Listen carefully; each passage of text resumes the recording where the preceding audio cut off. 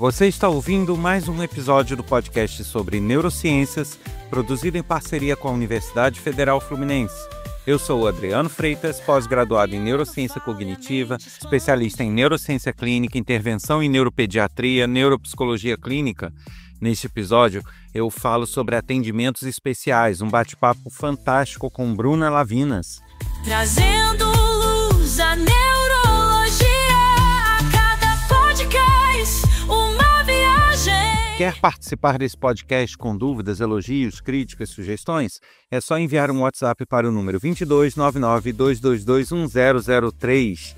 E se você quiser, pode acompanhar nas redes sociais neurociência.af, TikTok, Instagram, Facebook e Quora.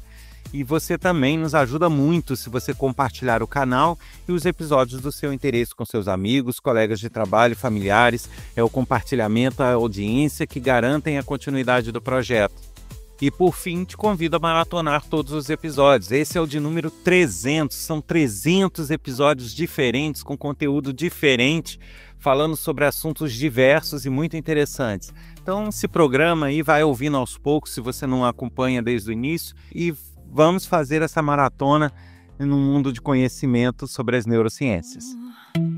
Neurônios dançam em sinfonia, as sinapses brilham pura energia, cada ideia é um clarão no escuro. E conforme eu prometi no episódio passado, nesse eu bato um papo incrível com Bruna Lavinas. É uma pessoa fantástica que vale a pena ouvir, vale a pena acompanhar nas redes sociais. Então a gente fica agora com um papo sobre atendimentos especiais, que é o que a Bruna Lavinas faz de melhor, que é atender pacientes especiais de uma forma também muito especial. Então vamos ouvir. Adriano fala e a mente expande.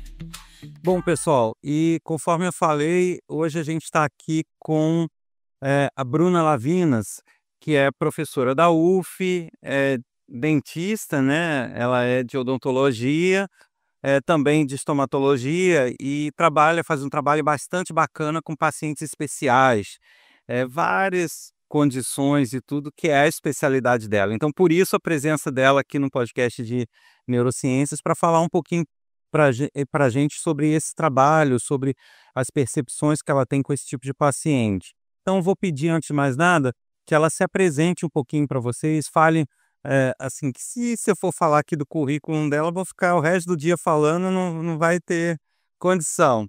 Então, ela consegue se apresentar melhor de forma a se identificar, e que todos entendam o trabalho que ela faz. Então, Bruna, seja bem-vinda aí no podcast sobre neurociências. Bom, Adriano, é um prazer enorme estar aqui com você, né, contribuindo para esse seu projeto tão maravilhoso, tão importante para a sociedade.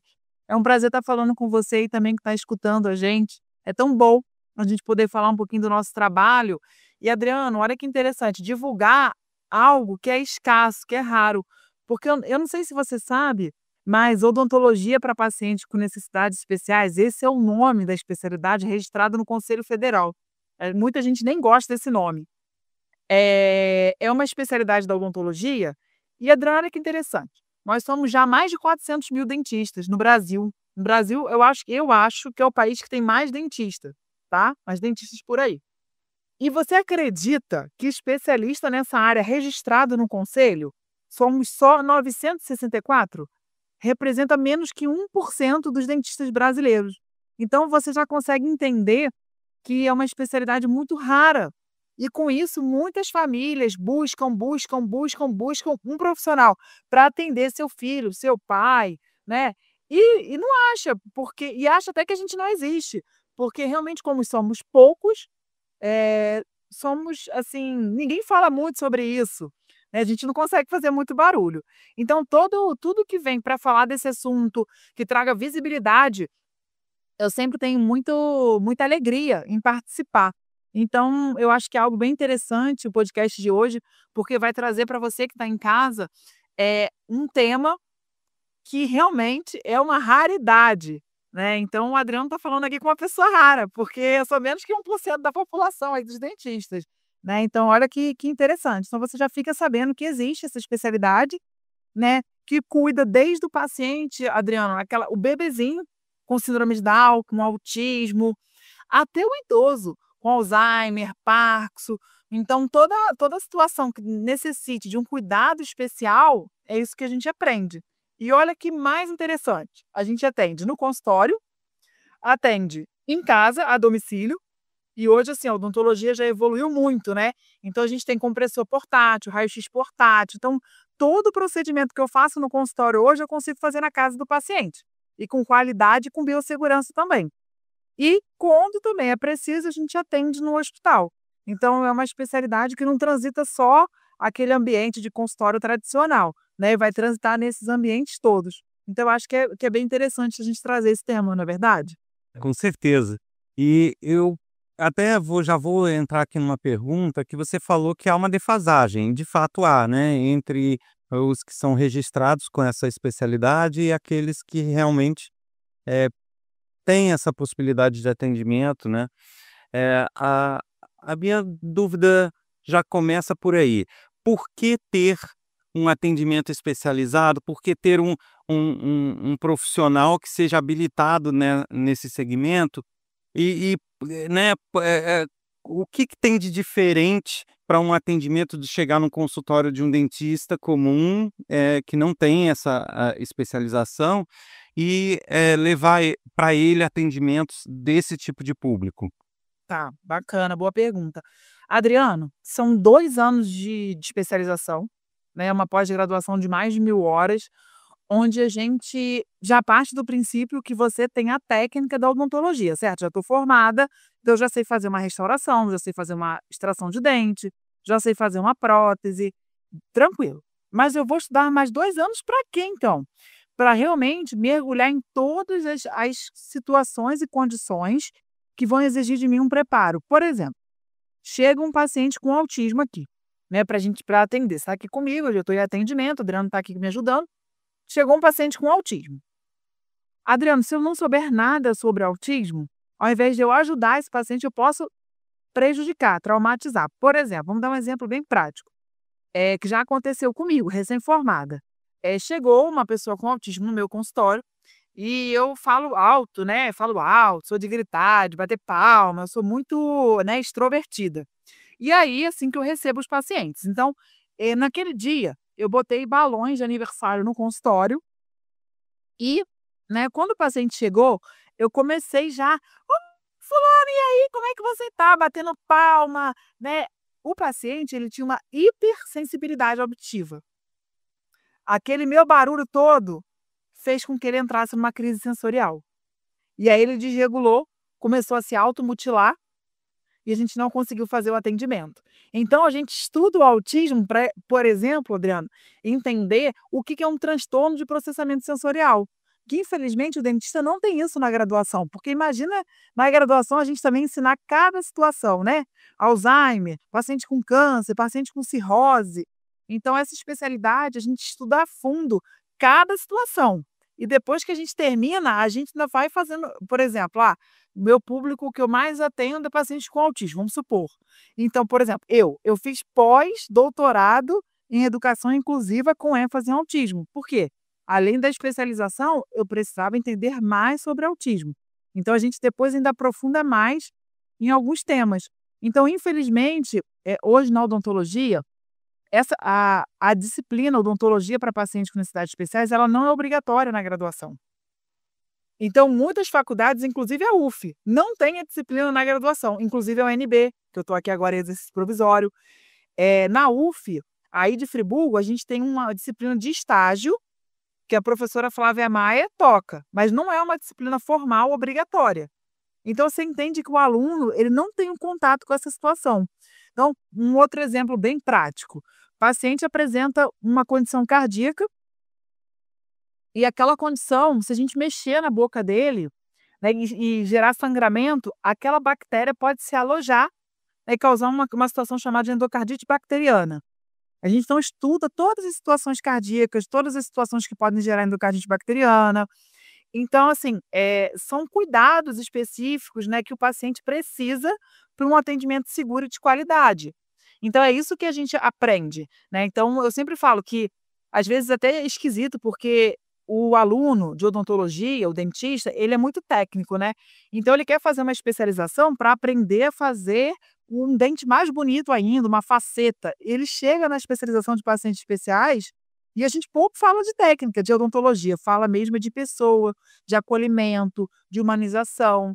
A gente vai atender um paciente que muitas das vezes a família também traz a sua carga, né? Você tem que cuidar de um filho, né, que tem várias demandas, né, tem que ir para uma terapia ocupacional, tem que ir para uma fisioterapia, uma fono. São famílias que muitas das vezes chegam já com uma sobrecarga no sentido também, assim, de rejeição. Já passaram por diversos consultórios odontológicos: "Não, não atendo, não atendo, não atendo, não atendo". Então você tem que acolher aquela família, né, então isso você não aprende, não é a técnica, vai muito além da técnica da odontologia, entende? Agora mesmo, Adriana, nesse minuto, deve ter uns 30 minutos, uma paciente, da UFA aí de Friburgo, né, tem um filho com autismo nível 3, foi morar em Arraial da Ajuda. E ela acabou de me mandar uma mensagem aqui: "Doutora Bruna, pelo amor de Deus, eu tô com meu filho, ele tem autismo nível 3 de suporte, aqui em Arraial da Ajuda, ele tá morrendo de dor de dente, ele tá desregulado e não tem uma pessoa aqui para fazer esse atendimento", né. Então são essas situações que a gente vai aprender e vai se diferenciar, né. Uhum. E uma dúvida que me bateu durante sua fala é o seguinte: sim, isso acaba sendo uma falha não só da odontologia, de todas as áreas, porque a gente, eh, eu estudo neuro, por exemplo, mas a gente tem aquele foco muito em neuro, ok, mas de repente não vê uma outra coisa que está ali fora tangenciando aquele assunto e que às vezes passa desapercebido, que a gente acaba não tendo esse cuidado, né. Então, mas uma curiosidade que me veio enquanto você falava é o seguinte: existe a diferenciação no tratamento, né, na forma de lidar, na forma de encarar as situações, na forma de se comportar com as pessoas, mas existem diferenciações no próprio tratamento? Por exemplo, certas condições como Down, como outras, podem gerar comorbidades? Por exemplo, a pessoa, você puxou a síndrome de Down, né. Então a pessoa com trissomia do 21, 80% dos pacientes apresentam uma deficiência do terço médio, né. Nossa face é dividida em terço superior, que na testa mais ou menos, terço médio pegando aqui o nariz, os olhos, e o terço inferior pegando a boca aqui para baixo, bem mais ou menos, tá, gente.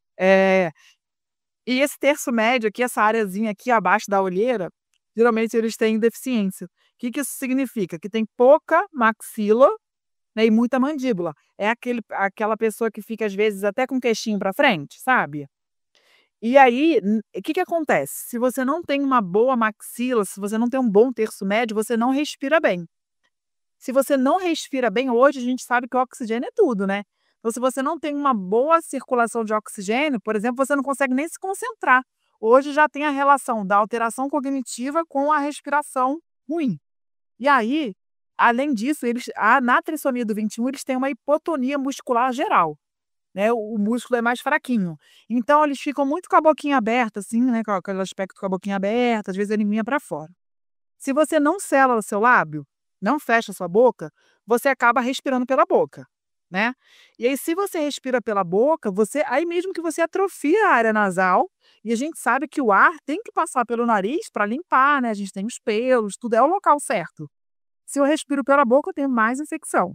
Então eu já tenho um palato profundo, um palato, né, mais estreito, então não respiro bem, respiro pela boca. Eu tenho uma coisinha chamada apneia do sono, que eu paro de respirar enquanto eu estou dormindo. Então essas crianças, elas vão precisar de aparelho desde bebezinho.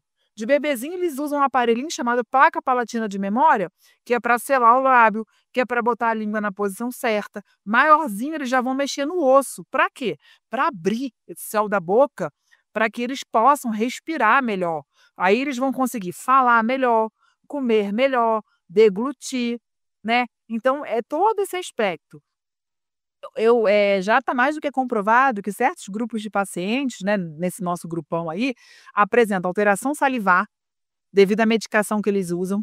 E saliva não é só água, né, parece que é só água, não, mas tem 5% aí de compostos inorgânicos, por exemplo, que são muito importantes, como imunoglobulina.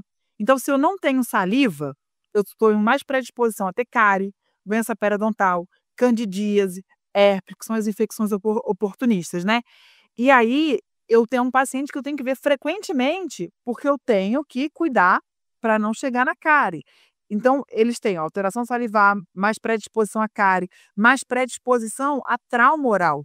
Como a coordenação motora fina é abalada, eles acabam caindo mais, fraturam dente, né. Então a gente vai ter sim algumas diferenças, né. Então, por exemplo, se eu trabalho com um paciente diabético, descompensado, né, com a glicemia lá em cima, o açúcar bem alto, né, 300 e pouco, 200 e pouco, né, de glicemia em jejum, eu não vou ter um pós-operatório, tão bom igual um pós-operatório com alguém que tem uma glicemia controlada.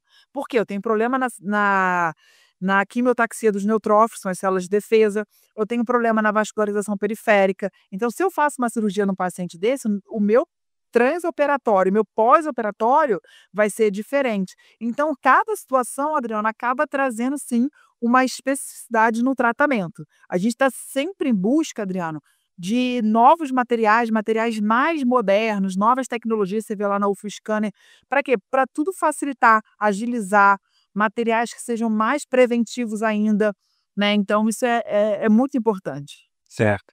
E, assim, entre toda essa gama de pacientes que você atende, tem algum que você considere mais, não é o caso de ser problemático, porque são características diferenciadas, né.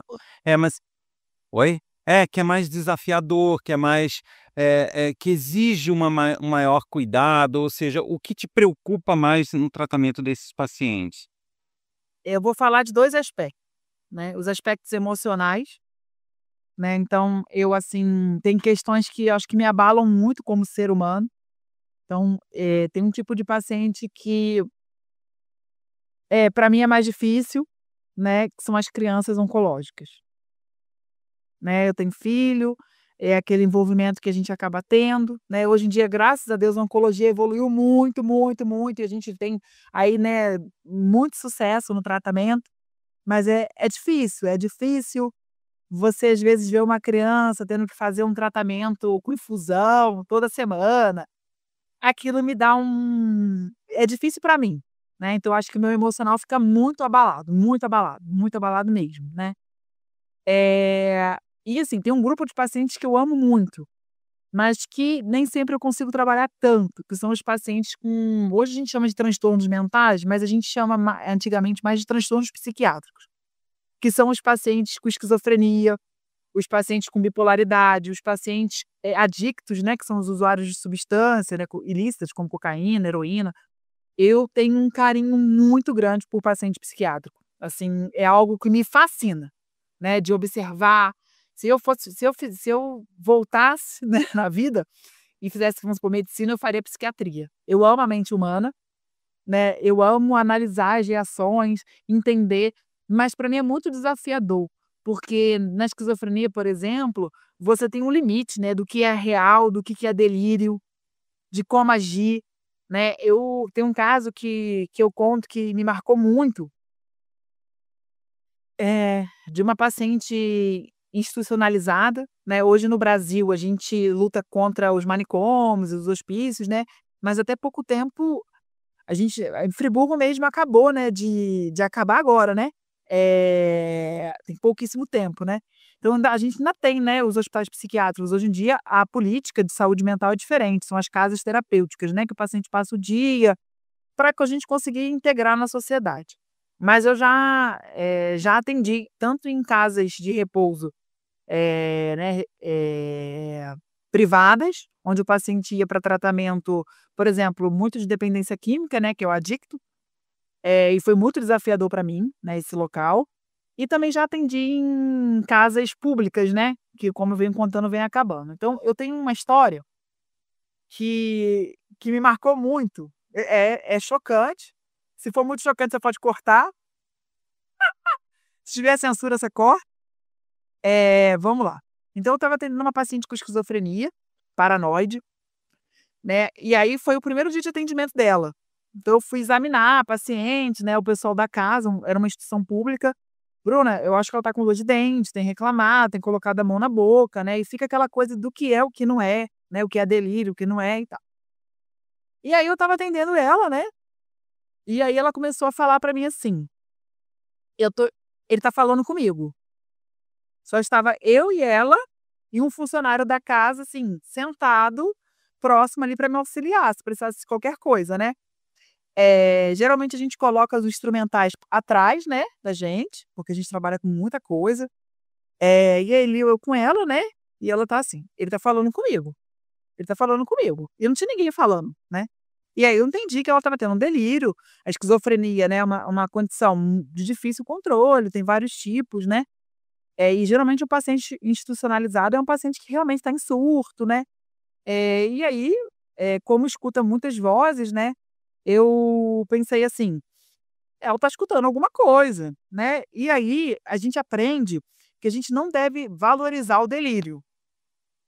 Se ele aumentar, vai chegar um ponto que eu vou ter que interromper a consulta, mas ainda estava no nível ali dela de vez em quando falar. E aí eu tentava puxá-la para a realidade o tempo inteiro. "Não, querida, eu estou falando aqui com você, eu estou falando com você, eu estou te examinando, olha aqui seu dente, vamos olhar no espelho, olha aqui", e eu puxando, só que ela saindo, eu puxando e ela saindo. Aí, até um determinado momento que ela falou assim: "Da última vez que ele falou comigo eu resolvi". Ela começou a se exaltar. Aí estava o funcionário lá da casa, né, eu olhei pra ele, porque a gente fica naquela situação, até onde a gente vai, né. Aí eu virei pra ela e falei assim: "Se tá resolvido, acabou, acabou. Vamos resolver o dente", né, porque muitas das vezes você vai ter que ter uma postura um pouquinho mais, às vezes um pouquinho menos, né. E aí ela virou e falou assim: "É, porque da última vez, eu taquei fogo na casa e acabou". Aí eu: "Tudo bem, já passou, isso já passou, tá vivendo outro momento". Aí ela virou e falou assim: "Mas ele ainda tá falando comigo". Aí eu olhei para o funcionário, tipo assim, acho que não daria mais pra continuar, porque ela realmente estava entrando num looping ali e não ia sair mais. Aí ela virou pra mim e falou assim: "Eu botei fogo na casa com a minha mãe dentro. Tá resolvido, tá resolvido". Ah!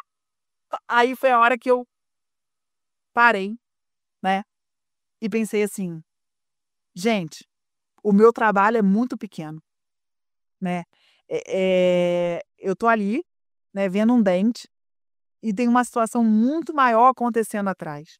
É nessa hora que eu entendi por que que eu era especialista nessa área. Porque eu parei tudo, abracei ela e falei: "O que você fez, o que ele falou pra você fazer, o que você fez não importa.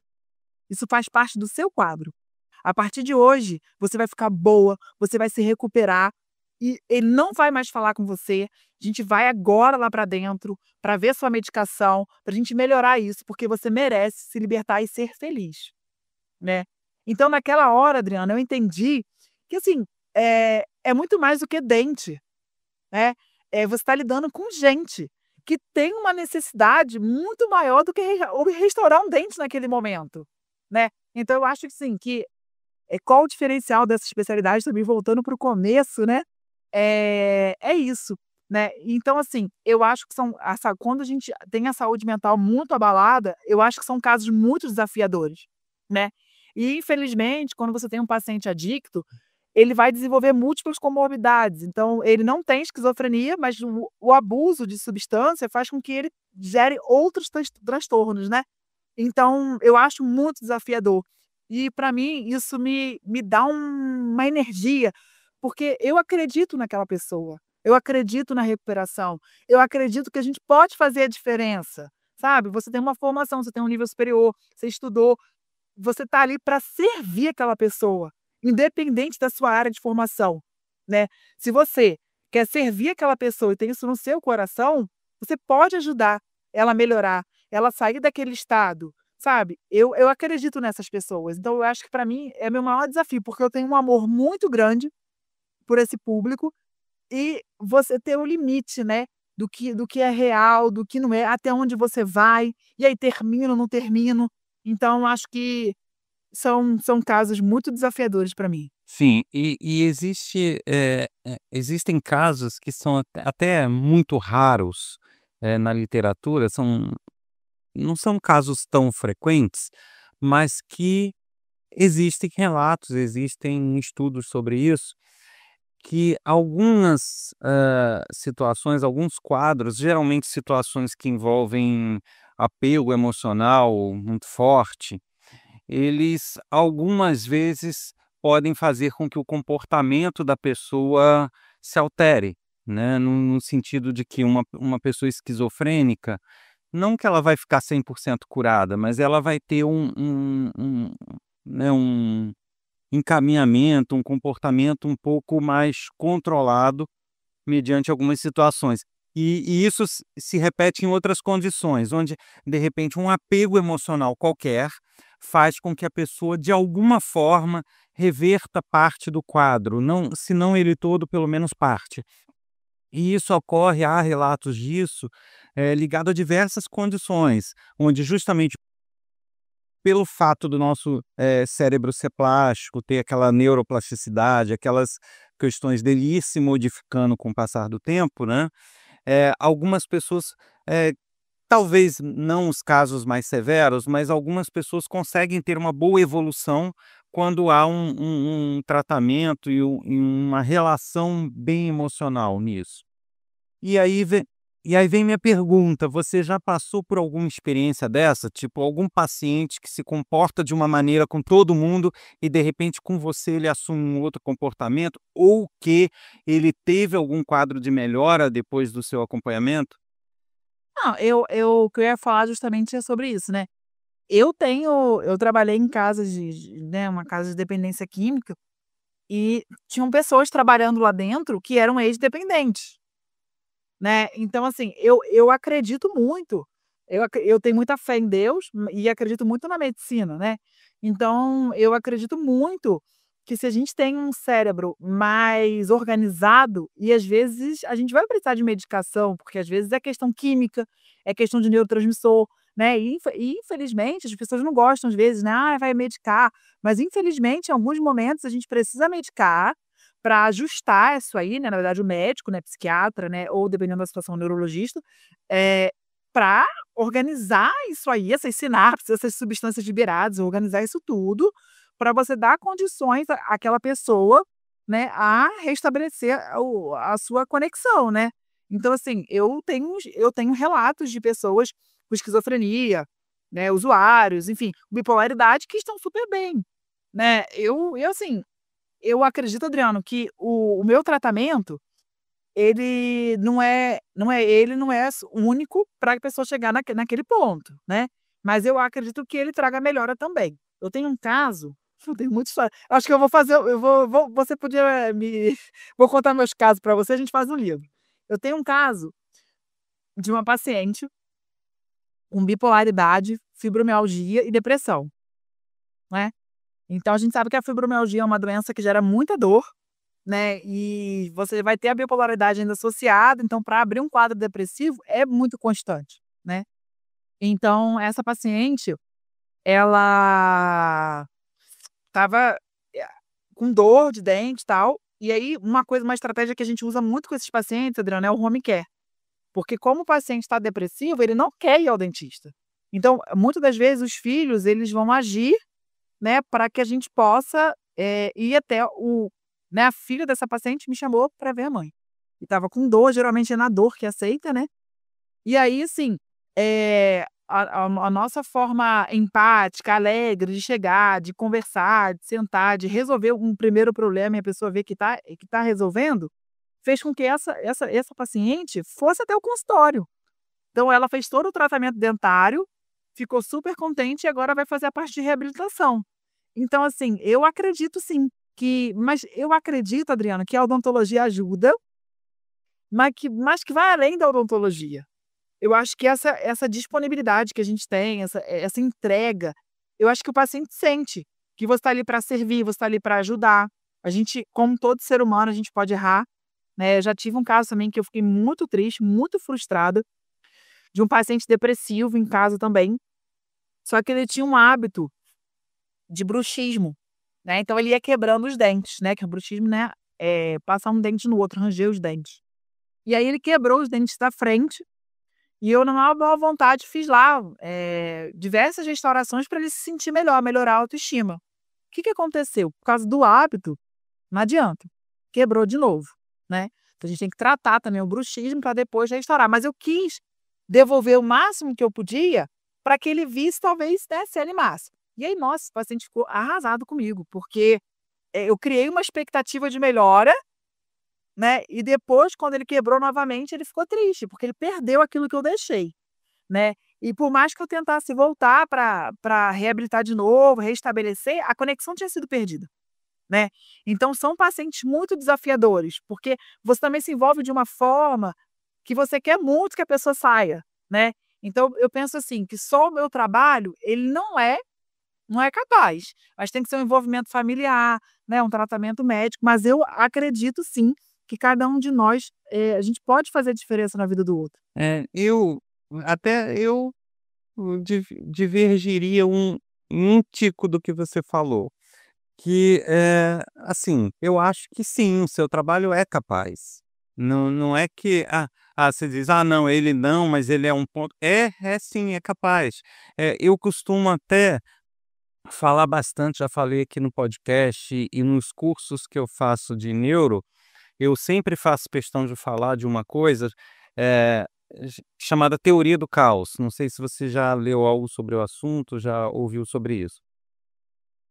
Então, a teoria do caos, ela vem lá de Newton, aí passou eh, por um especialista em meteorologia, e ele que desenvolveu, ele que elaborou essa teoria, que até hoje é aceita em várias áreas do conhecimento, principalmente na de exata, física. E ela diz basicamente o seguinte, que as pequenas coisas interferem nas grandes, de forma progressiva e não regressiva. Então, o Newton dizia o seguinte, que você, num sistema perfeito, um sistema complexo, se você conhece todos os dados, você é capaz de prever o futuro desse sistema. E aí se equivale a qualquer sistema, a sociedade, o corpo humano, qualquer sistema complexo. Só que aí, a teoria do caos surgiu porque um pesquisador notou, até através da matemática, que você não consegue ter um sistema perfeito. Você tem, variações de dados que tornam tudo um caos. Ele percebeu isso porque ele fazia cálculos matemáticos e, de repente, o mesmo cálculo que ele fazia, por ele ter arredondado na casa decimal lá na frente, o troço deu um resultado totalmente absurdo. Ele falou: "Não é possível, mas o arredondamento foi tão pequeno", mas é porque o pequeno gerou um resultado grande. E aí começou-se a desenvolver essa teoria, eu acho fantástica, onde você, percebe que todos os pequenos fatos interferem em algo grande, querendo ou não. E essas interações entre pessoas, no caso da sociedade, entre pessoas, entre fatos, entre situações, acabam gerando os grandes acontecimentos. Então você tem, por exemplo, a Segunda Guerra, não, acho que foi a Primeira Guerra Mundial. Ela foi disparada porque um motorista errou o caminho. Então, assim, uma coisa a princípio insignificante, provocou uma guerra mundial. Né, porque ele estava dirigindo para uma autoridade, errou o caminho, foi parar na frente de outro que era inimigo dele, que matou ele, e aí disparou todo um conflito. Ou seja, um erro de percurso, de trajeto, no olhar do mapa de um motorista que não tinha nada a ver com política, de repente desembocou numa guerra mundial. Então, da mesma forma que ele fala isso, ele fala de todos os sistemas, do planeta, inclusive o nosso corpo.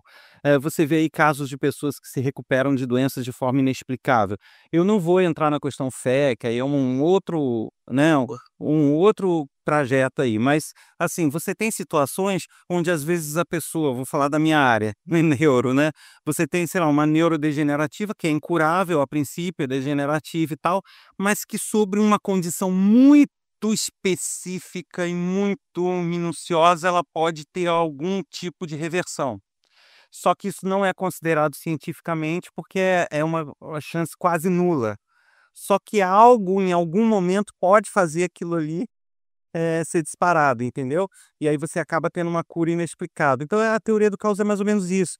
Então ele fala que a sua decisão de ir na esquina tomar um café pode interferir no futuro de outras pessoas, porque nesse trajeto até a esquina para tomar o café, você pode encontrar com alguém, falar alguma coisa que essa pessoa vai buscar ver, e isso vai gerando uma interação entre coisas e fatos que vai se tornando grande, e sempre do pequenininho para o grande. Então, quando eu falo que pode sim, é porque a partir da sua atuação, que eu acho fantástica, eu acho assim absurdamente fantástica.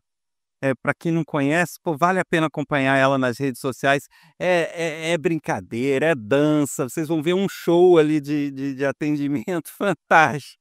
Então, assim, essas interações não tem como não interferir na vida das pessoas, sabe, não tem como. Você pode não estar, sendo coroada como sendo a responsável por aquilo, mas de repente você disparou todo um processo que levou a, entendeu? Então eu acho que, eu estou falando aqui muito resumidamente, às vezes fica confuso, mas quem lê um pouco, quem estuda um pouco essa teoria, vai entender que a coisa é muito complexa e que realmente pode. Né, eu acho que o ambiente, quem está no ambiente transforma a gente, né. Então, por exemplo, eu quer ver uma coisa, assim, que para mim não dá? Se eu começo a trabalhar num lugar de muita reclamação, ai, muita gente, assim, pesada, eu não fico muito bem, porque, de certa forma, aquela energia vibra com a nossa energia e bota a gente para baixo, não bota a gente para cima. Para mim não tem coisa pior do que a gente, estar com pessoas pessimistas, pessoas que só enxergam o copo vazio ao invés de meio cheio. Então, eu acho que essa minha postura motivadora, de sempre estar enxergando algo: "Não, espera aí, tá ruim, tá ruim, mas espera aí, tem alguma coisa boa aqui, vamos ver como é que a gente pode melhorar". E eu dou muito valor também às pequenas coisas, e eu acho que isso a gente perdeu, né, ao longo. Porque, por exemplo, às vezes, uma pequena vitória, né, um paciente que, por exemplo, que desfralda com 5, 6 anos. Para mim é com autismo. Eu fico tão feliz pela família, eu fico tão feliz com aquilo, mas às vezes a pessoa: "Nossa, já era para ele estar, escrevendo, ainda está desfraldando". Gente, mas para aquela pessoa, para aquela situação não existe um padrão, para aquela pessoa, para aquela situação é uma vitória. Então, assim, eu acho que eu fico tão empolgada, tão feliz, que isso passa para o paciente, passa para a família, né, e isso tem o poder de transformar. Aquela coisa também da gente, por exemplo, ser sensível, né, essa mãe mandou mensagem lá de Arraial da Ajuda, eu falei: eu não sei como resolver, mas eu vou tentar, eu vou falar com alguém, eu tenho uma amiga em Ilhéus, a gente está sempre não é um problema meu. Não é um problema meu, é um paciente que está em outro lugar, é um paciente, né, da UF, um paciente, eu não estou nem mais na UF, né, eu estou em exercício provisório em outra universidade, mas se é um ser humano que vem falar comigo, passa a ser um pouco também meu o problema, né, por que não? Se eu posso, fazer uma ação, por que não? Né, então, assim, uma coisa também que eu converso muito com os alunos, com as pessoas, eu falo: "Ó, no momento que a gente chega para atender alguém, a gente trabalha com pessoas. A Bruna fica em casa". Né, quem tá ali é a profissional que fez um juramento, que é dar o seu melhor pelo outro. Então, se eu briguei com meu marido, se eu tô com um problema com meu filho, eu já tive meu filho internado na UTI 8 dias, né, bem pequenininho, 1 ano e 5 meses, né, e em nenhum momento eu deixei de responder as pessoas, eu só não podia estar presente porque eu fiquei na UTI, mas eu respondi e-mail, tudo que eu pude fazer de forma online, WhatsApp, e-mail, piriri, eu fiz. E eu não xinguei ninguém, não bati em ninguém, não gritei com ninguém. Eu chorei todos os dias, eu ia, tinha uma capela no hospital, né, eu ia naquela capela todo dia, eu chorava, chorava, chorava, mas eu voltava, eu tratava bem o enfermeiro, o técnico, tinha outras crianças ali também, pior que meu filho, ou e não importa também, mas cada um com a sua dor. Então, assim, eu acho que quando você, se coloca disponível para ser um professor, então eu estou lidando com aluno, se coloca disponível para lidar com um paciente, né. Gente, você tem que entender que é a profissão que você escolheu, você me desculpa, mas eu não posso.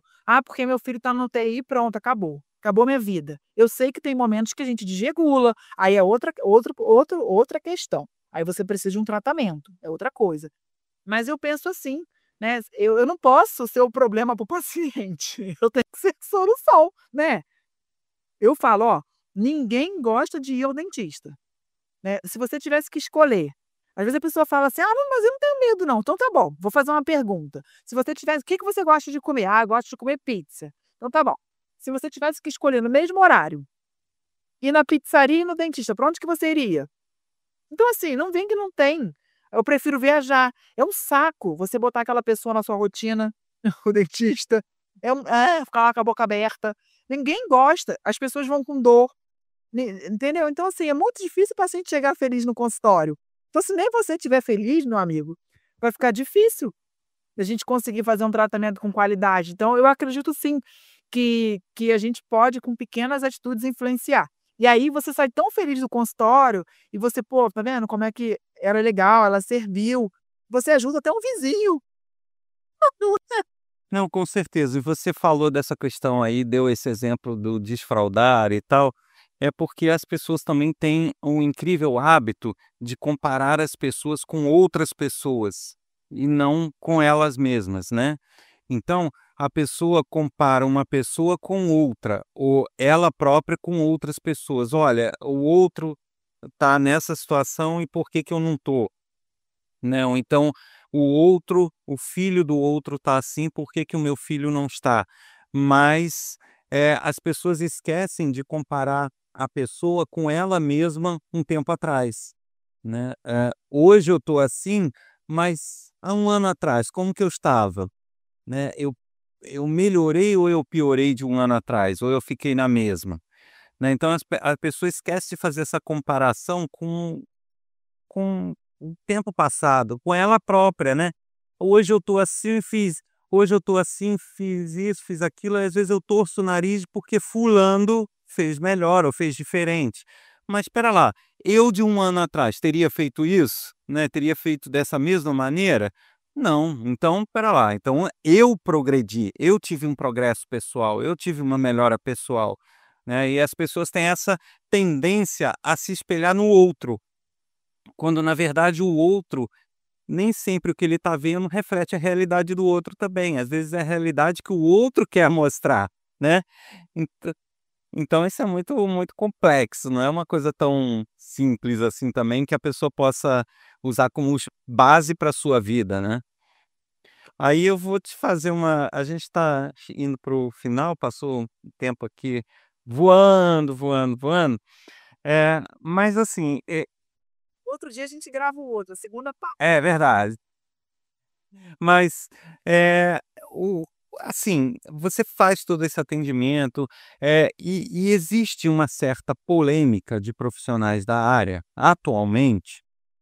E quando eu falo de profissionais da área, eu falo de um tripé ali: médicos, na área de neurologia e de psiquiatria, psicólogos e o pessoal de neurociência. Tem uma, não vou dizer que é uma treta, não chega a ser uma treta, mas é uma polêmica que envolve esses 3 profissionais, no que diz respeito a alguns tipos de diagnósticos dessas condições. A que eu me refiro? Porque é muito comum você abrir as redes sociais hoje em dia e ver pessoas com cordãozinho: "Ah, porque eu sou autista. Ah, porque eu tenho TDA. Ah, porque eu tenho não sei o quê. Ah, porque eu tenho não sei o quê". E muitas dessas pessoas se autodenominam autistas ou se autodenominam com TDAH e muitas vezes nem procuraram propriamente um especialista, né. Elas estão embarcando numa questão de grupo, de querer ser incluído em algum grupo. Outras até procuraram alguns especialistas, mas sabe aquele diagnóstico checklist? Parecendo teste da Capricho? Então, muitas passam por esse tipo de diagnóstico. Então a treta e a polêmica está aí, né, onde se estima que uma parte desses diagnósticos, principalmente aqueles tidos como mais leves, né, o tal, no caso do autista nível de suporte 1, é porque o pessoal de neurociência não adota essa terminologia, fala leve, moderado e tal. Então assim, principalmente os casos mais brandos, se estima que há uma parte de diagnósticos equivocados, até porque existem condições metabólicas e outras que geram aquele tipo de comportamento similar e que às vezes não é checado, é diagnosticado comportamento, mas não possíveis outras causas, né. Então, nesse sentido, nesses seus atendimentos, você já se deparou com esse tipo de situação de alguém que de repente chegava com um diagnóstico ou se intitulando autista, por exemplo, e que você lidava com ele e falava: "Gente, espera lá, eu estou na dúvida se é mesmo", né, você não pode de repente questionar um outro diagnóstico, mas você pode pelo menos ficar com uma pulga atrás da orelha ali. Isso já ocorreu, esse tipo de situação? Crianças que eu não sou, existe também na odontologia odontopediatria, eu não sou odontopediatra, que é quem cuida de crianças típicas, né. Já aconteceu, assim, de eu receber, às vezes encaminhado, às vezes me encaminham crianças muito medrosas, né, para trabalhar com a fobia e tal, e você às vezes perceber que aquela criança ela tem medo, porque realmente ela não consegue processar muito bem todas aquelas informações, então também já aconteceu, assim, o contrário. Mas assim, eu não sou médica, né, então a gente acha, a gente supõe algumas coisas, né. Eu vejo que, assim, como os critérios estão mais bem definidos, realmente muitas pessoas estão recebendo diagnóstico, né. Eu tenho 40 anos, eu vou fazer 40 esse ano, e assim, eu lembro que, na escola, eu mesma acho que eu mesma levaria um diagnóstico, que é TDAH, né. Então assim, muitos comportamentos que existiam na turma, dos meus colegas, hoje eu acho que a gente teria um diagnóstico. Então, como esses critérios ficaram muito bem estabelecidos, a gente está sendo rotulado sempre. E as pessoas estão precisando desse laudo para lutar pelo seu direito, para diversas situações, a gente vê dentro da universidade um monte de aluno pedindo, apoio especial, um monte de situação. Então eu acho também, assim, que as pessoas estão correndo muito atrás de terem os laudos. Hoje em dia, muitas pessoas, né, você tem um amigo que tem alta habilidade, o outro é superdotado, o outro tem TDAH, né, então assim, o negócio tá meio assim. Só que eu acho que na minha época, né, a gente tinha já certos comportamentos e a gente não tinha diagnóstico, e a gente aprendia a lidar com aquilo, né. "Ah, eu tenho", e assim, eu até falo hoje, né, gente, hoje em dia não tem como você não ter um déficit de atenção. O celular é muita informação o tempo inteiro, né, então a cabeça fica muito agitada, então não tem como a gente não ter déficit de atenção, né. Então, eu vejo assim, que ainda tem outro ponto. A gente aprende por causa das podas neurais, né, que quanto mais precoce os diagnósticos vão ocorrendo, mais aquela criança pode ser estimulada, e aí vai ter a poda com 2 anos, 6 anos, enfim. E a gente vai ter um comportamento melhor, né, vai ter mais habilidades e tal. Então eu acho que por causa do diagnóstico precoce, tem se corrido muito atrás de diagnosticar. Eu acredito, acho que se uma pergunta talvez mais para medicina, que tem muitos casos que fica ali na dúvida, né. E será que talvez na dúvida, para ter estimulação precoce não sai um resultado positivo? Né, é difícil, porque tudo que não tem um exame laboratorial mesmo, sim ou não, né, é igual, às vezes uma doença autoimune que você tem que pegar 5 resultados e juntar e dar positivo, então você tem ou não tem? Né, igual diabetes, sua glicemia tá tanto, hemoglobina glicada e foi. É mais difícil, né, porque você depende muito do olhar do profissional. E uma outra coisa que aconteceu com essa questão, né, até a gente viu essa semana, saiu o relatório do IBGE, né, sobre pessoas com deficiência e transtorno do espectro do autismo. A cada 38 crianças no Brasil, uma tem autismo. E com essa grande também demanda, talvez tem muitos profissionais entrando ainda na área, muito jovem, ainda com pouca experiência, e tendo que laudar, né. Às vezes ele está naquela cidade, só tem ele, e está começando a vida, e muitas das vezes, daqui a 10 anos de experiência, talvez ele faria de forma diferente, né, não sei. Então acho que estão acontecendo muitas mudanças no mundo que estão levando a essa situação, mas às vezes a gente pensa: "Nossa, será mesmo?", né, "Será que é isso, que não é isso?". Mas eu acho que não cabe a mim questionar por eu não ter a formação para isso, né, mas a gente observa o fato, né. Eu acho que uma coisa que eu acho bem, assim, importante a gente divulgar, é que realmente, assim, a gente está finalizando, se há alguma desconfiança, alguma, né, escola chamou, alguma situação, procure um profissional experiente, um profissional que realmente, né, está antenado, um profissional que está nos congressos, um profissional que tem uma bagagem, porque um laudo muda uma vida, né. Então isso é muito sério, né. Eu a partir de agora, eu tenho TDAH, isso pode mudar a minha vida, mudar meu comportamento, mudar o comportamento do outro comigo. Então, procurem realmente, assim, profissionais que podem realmente, sabe, façam exames completos, são dias de investigação, às vezes não é só com uma consulta. Então procure um profissional que realmente faça um trabalho, sabe. Pode ser até que amanhã você não queira mais ficar com ele, não se identificou, mas para o diagnóstico é importante que você tenha alguém muito capacitado, né. Sim, sim. Isso é importante, porque eu sempre falo, eu vou te passar a bola para os finalmentes aí, mas só fazendo um parênteses aqui, teve até um outro episódio recente, e que o tema do episódio foi: "Você sabe o que é uma criança normal?", né. Eh, é, porque assim, porque é um questionamento que se a gente se fizer, hoje em dia fica difícil. Isso a gente fala dessa questão do critério exatamente pelo que você falou, não é? Quem é mais rígido nessa questão do diagnóstico são os neurocientistas, justamente porque eles acreditam que até certo ponto é uma característica, não é um transtorno. E a partir daquele ponto, ou de um ponto mais agressivo, se torna aí sim um transtorno, quando aquilo se torna prejudicial para a vida da pessoa, né? E esse episódio até você sabe, o que é uma criança, como é uma criança normal, ele veio justamente desse questionamento, sabe. Porque hoje em dia é o seguinte: se a criança faz muita birra e, faz birra contigo, ela tem TOD, transtorno desafiador opositor. Se a pessoa não gosta de se interar com as outras pessoas, é muito quieto na dela, é tímido, é autista.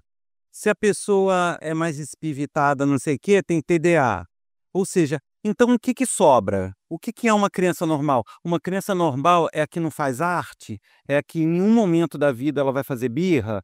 É a que, sabe, é um robozinho? É um robozinho, é normal. Não é um robozinho, tem alguma coisa?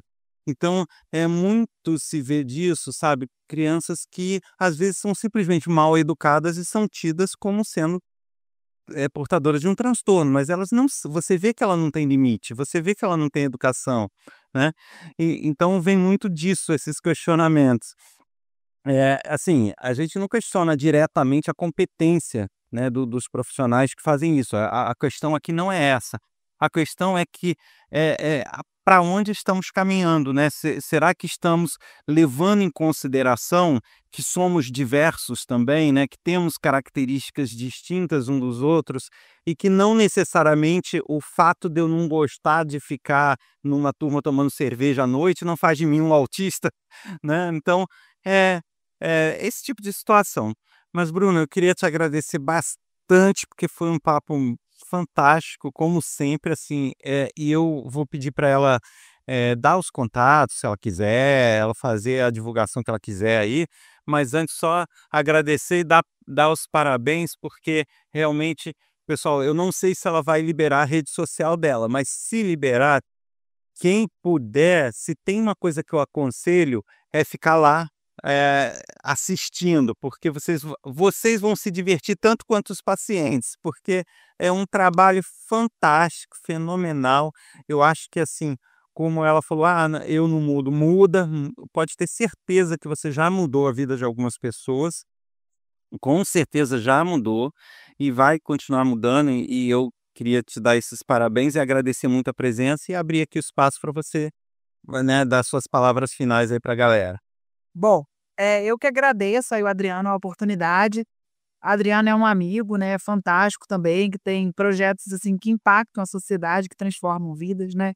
Eu sempre falo assim, né, que a gente vem nessa vida, e se a gente não tiver serventia, não deixar um legado, que já pode até me levar, que eu já prefiro ir para o céu, desfrutar, ficar do lado do meu pai lá. Então, se a gente está aqui, eu sei que para todo mundo, tem as suas dificuldades. Eu tenho, o Adriano tem, você tem, né.